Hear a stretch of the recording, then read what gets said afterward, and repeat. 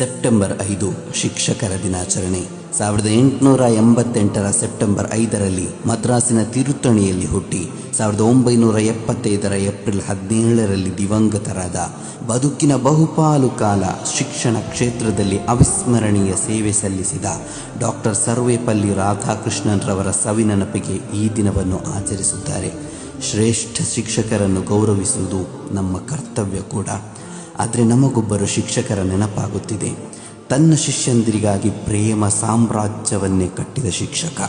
ಯಥ್ರಿಬಿ ಎಂಬ ಆಕ್ಷೇಪಾರ್ಹ ಅರ್ಥ ಬರುವ ಊರಿನ ಹೆಸರನ್ನು ಅಳಿಸಿ ಬದಲಿಗೆ ಮದೀನಾ ಅರ್ಥಾತ್ ನಗರ ಎಂಬ ಸುಂದರ ಹೆಸರನ್ನು ಕೊಟ್ಟು ಇಡೀ ವಿಶ್ವವನ್ನೇ ತನ್ನೆಡೆಗೆ ಆಕರ್ಷಿತಗೊಳ್ಳುವಂತೆ ದ ಬಿಗ್ಗೆಸ್ಟ್ ನಾಲೆಜ್ ಸಿಟಿಯನ್ನು ಸಂಸ್ಥಾಪಿಸಿದ ಶಿಕ್ಷಕ. ಆ ಶಿಕ್ಷಕರ ಹೆಸರೇ ಪೈಗಂಬರ್ ಮುಹಮ್ಮದ್ ಸಲ್ಲಲ್ಲಾಹು ಅಲೈಹಿ ವಸಲ್ಲಂ. ಆ ಶಿಕ್ಷಕರು ತನ್ನ ಶಿಷ್ಯಂದಿರಿಗೆ ಹೊಡೆದಿರಲಿಲ್ಲ, ಯಾವತ್ತೂ ಅಸಭ್ಯವಾಗಿ ವರ್ತಿಸಲೇ ಇಲ್ಲ. ಚುಚ್ಚು ಮಾತುಗಳನ್ನು, ನೋಯಿಸುವ ಪದಗಳನ್ನು ಅವರು ಆಡಿದ್ದು ಶಿಷ್ಯಂದಿರಿಗೆ ಗೊತ್ತೇ ಇಲ್ಲ. ಸದಾ ನಸುನಗುತ್ತಾ, ಕೆಲವೊಮ್ಮೆ ಗಾಂಭೀರ್ಯತೆಯಿಂದ, ಇನ್ನೂ ಕೆಲವೊಮ್ಮೆ ಸೌಮ್ಯತೆಯಿಂದ, ಇನ್ನೂ ಕೆಲವೊಮ್ಮೆ ಅರ್ಥವಾಗುವಂತೆ ಗೀಚಿ ತೋರಿಸುತ್ತಾ ಆ ಶಿಕ್ಷಕರು ಪಾಠವನ್ನು ಹೇಳಿಕೊಡುತ್ತಿದ್ದರು. ಅಲ್ಲಿ ಪ್ರತಿನಿತ್ಯ ಸೈಕಾಲಜಿಕಲ್ ಕ್ಲಾಸ್ ನಡೆಯುತ್ತಿತ್ತು.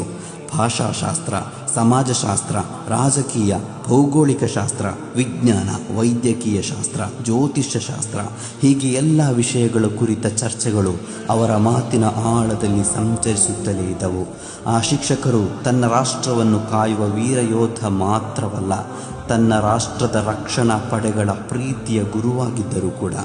ಆ ಶಿಕ್ಷಕರ ಶಿಕ್ಷಣ ನೀತಿಗಳು ಹೀಗಿದ್ದವು: ತೊಟ್ಟಿಲಿನಿಂದ 6 ಅಡಿ ಮಣ್ಣಿನವರೆಗೂ ಕಲಿಯುತ್ತಲೂ ಕಲಿಸುತ್ತಲೂ ಅಧ್ಯಯನ ನಡೆಸುತ್ತಲೂ ಇರಬೇಕು. ನೀವು ಕಲಿತದ್ದನ್ನು ನಿಮ್ಮ ಮನೆಯಲ್ಲಿರುವ ಹೆಣ್ಣು ಮಕ್ಕಳಿಗೆ, ನಿಮ್ಮ ಜೊತೆ ಕಲಿಯಲು ಸಾಧ್ಯವಾಗದವರಿಗೆ ಕಡ್ಡಾಯವಾಗಿ ಹೇಳಿಕೊಡಲೇಬೇಕು. ಪ್ರತಿಯೊಬ್ಬರೂ ಜ್ಞಾನಿಗಳಾಗಬೇಕು, ವಿಜ್ಞಾನಿಗಳಾಗಬೇಕು, ಚಿಂತಕರೂ ಆಗಬೇಕು. ನೀವು ಕಲಿತ ಜ್ಞಾನಗಳು ನಿಮ್ಮನ್ನು ಸೃಷ್ಟಿಕರ್ತನೆಡೆಗೆ ಚಿಂತಿಸುವತ್ತ ಕೊಂಡೊಯ್ಯಬೇಕು. ಓಹ್, ಅದ್ಭುತ! ತನ್ನ ಶಿಷ್ಯಂದಿರಿಗಾಗಿ ಅವರು ಯಾವ ತ್ಯಾಗಕ್ಕೂ ಸಿದ್ಧರಾಗಿದ್ದರು. ಶಿಷ್ಯರಿಗೆ ಆರ್ಥಿಕ ಸಹಾಯ ಮಾಡುತ್ತಿದ್ದರು. ರೋಗಿಗಳಾದ ಶಿಷ್ಯಂದಿರ ಮನೆಗೆ ಹೋಗಿ ಸಾಂತ್ವನದ ಸ್ಪರ್ಶವನ್ನು ನೀಡುತ್ತಿದ್ದರು. ಎಲ್ಲಕ್ಕಿಂತಲೂ ಹೆಚ್ಚಾಗಿ ಪ್ರಯೋಜನವಿಲ್ಲದ ಜ್ಞಾನ ನನಗೂ ನನ್ನ ಶಿಷ್ಯಂದಿರಿಗೂ ಯಾವತ್ತೂ ಕೊಡದಿರು ಎಂದು ಸೃಷ್ಟಿಕರ್ತನಲ್ಲಿ ಸದಾ ಬೇಡುತ್ತಲೇ ಇದ್ದರು.